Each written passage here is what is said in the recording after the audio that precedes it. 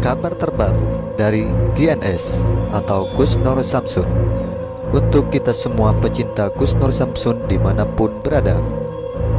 Sebelumnya, saya ingatkan agar membantu share video ini ke seluruh keluarga dan teman-teman semuanya, agar ikut membantu mendoakan perjuangan GNS dan menuliskannya di halaman komentar. Muhibbin GNS dimanapun Anda berada, sebelumnya kami ucapkan Assalamualaikum warahmatullahi wabarakatuh kepada kalian semuanya. Pelajaran penting yang perlu kita ambil dari kasus GNS atau Gus Nur Samsun kemarin yang difitnah, dijebak hingga menggunakan cara-cara yang tidak biasa, yaitu membiusnya, adalah perbuatan luar biasa kejamnya. Dan sebelumnya belum pernah ada kasus serupa seperti ini, menandakan bahwa yang melakukan ini berarti sudah nekat terhadap GNS itu sendiri, melakukan perbuatan keji atas dasar iri, baik karena tidak suka dengan cara khas beliau yang seperti itu, atau tidak menyukai karena channel yang beliau pegang terus berkembang adalah termasuk dari bagian lemahnya iman. Sahabat Muhibbin GNS dimanapun berada, kita harus berhati-hati terhadap kejadian ini. Dengan demikian, kita harus mengambil sisi positif dari kasus ini dan membuang sisi negatifnya agar kita semakin didekatkan dengan Tuhan Rabbul Izzati. Karena itu, mari sebarkan pesan ini ke sahabat-sahabat kita agar semuanya mengambil hikmah dari pelajaran ini dengan berinfak, subscribe, dan share supaya terus berkembang. Sahabat GNS dimanapun berada, GNS itu bukan orang sembarangan. Nasabnya bersambung dengan Raja Mataram dari jalur ayahnya, sementara kakek dari jalur ibunya nyambung dengan Sunan Kalijaga, salah satu proklamator muslim yang namanya mendunia, dan setelah melakukan islamisasi di bumi Nusantara. Di samping itu, beliau adalah bagian dari para wali. Karena itu, ia dikenal sebagai Wali Sembilan atau Wali Songo. Kanjeng Sunan As-Samarkandi adalah sesepuh Wali Songo. Bupati pertama Surabaya ini berperan besar dalam pengembangan dakwah Islam di Jawa dan di tempat lain di Nusantara. Melalui pesantren Ampel Denta, Sunan Ampel mendidik kader-kader ideal penggerak dakwah Islam rahmatan lil alamin, seperti Sunan Giri, Raden Fatah, Raden Kusen, Sunan Bonang, dan Sunan Derajat.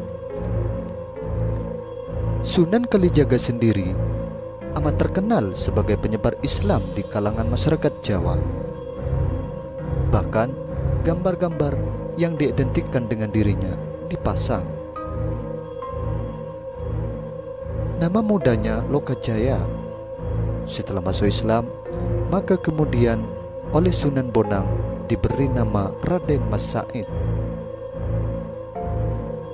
Menurut Guru Besar Universitas Indonesia, Prof. Agus Aris, julukan Sunan Kalijaga memiliki arti bukan menjaga kali atau mantri pengairan,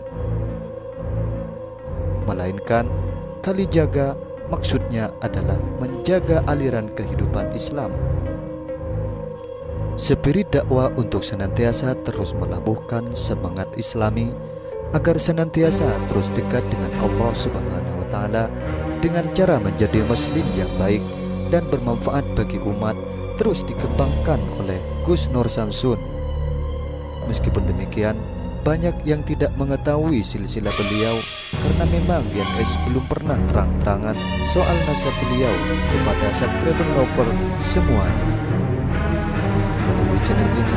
Semoga subscriber lovers semuanya dapat terhibur dan dapat mengambil sisi positif dari tampilan GNS.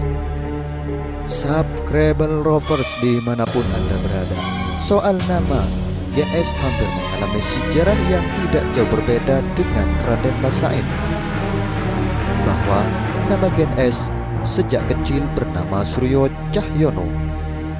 Namun demikian, oleh Wakil Presiden saat ini K. Haji Maruf Amin diganti menjadi Gus Nur Samsun.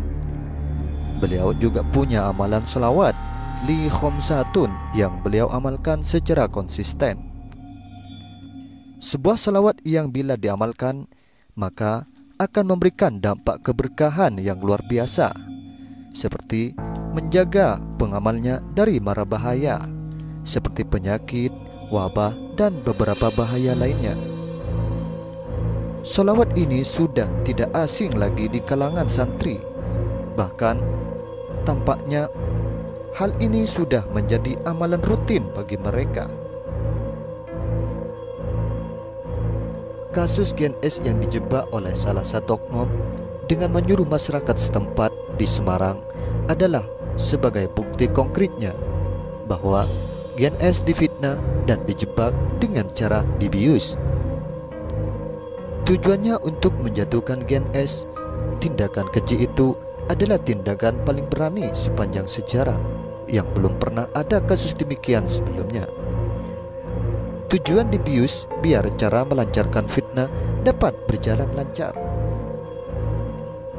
Memfitnah dengan cara demikian itu adalah cara mereka, karena seperti dalam tayangan channel YouTube-nya sangat susah dikalahkan. Itu semua bukan karena GNS hebat, akan tetapi mungkin karena doa dari para subscriber rovers semuanya yang senantiasa terus dibacakan untuk keselamatannya. GNS menyampaikan bahwa cara itu adalah cara mereka untuk menurunkan citra dirinya, agar masyarakat dapat digiring melalui opininya bahwa GNS berbuat keji. Menyanggapi soal fitnah, Buya Yahya pernah berkomentar begini. Menurut beliau, fitnah adalah cara Allah untuk mengangkat derajat hamba-hambanya, sebagaimana kasus yang terjadi pada GNS, bahwa kasus ini tidak perlu bagi Muhyiddin GNS untuk emosi, karena itu bagian dari jalan jin untuk bisa masuk ke dalam dirinya. Dalam dakwah GNS ini, ia lebih memfokuskan pada persoalan kesyirikan, yaitu untuk memberantas kesyirikan dan kemusyrikan di muka bumi, seperti para preman atau pemuja kesyirikan lainnya. Dalam prinsip dakwahnya, beliau menerapkan seperti i'tidal, syura, dan lain sebagainya. I'tidal berarti lurus dan tegas, yaitu menempatkan sesuatu pada tempatnya, melaksanakan haknya, dan memenuhi kewajibannya secara proporsional. Syura adalah musyawarah. Setiap persoalan dijelaskan dengan jalan musyawarah untuk mencapai mufakat, dengan prinsip menempatkan kemaslahatan di atas segalanya. Sebagaimana pada kasus diskusi GNS dengan para preman yang saat ini sudah insyaf, beliau menjelaskan bahwa kemenangan tidak mesti dilakukan dengan cara berperang, melainkan kemenangan bisa dilakukan dengan cara kesabaran. Itulah hakikat kemenangan. Karena itu, mari kita belajar bersabar, karena mengamalkan itu jauh lebih sulit daripada memahami. Terima kasih telah menonton channel ini. Jangan lupa subscribe, share, dan komen. Kami tutup. Assalamualaikum warahmatullahi wabarakatuh.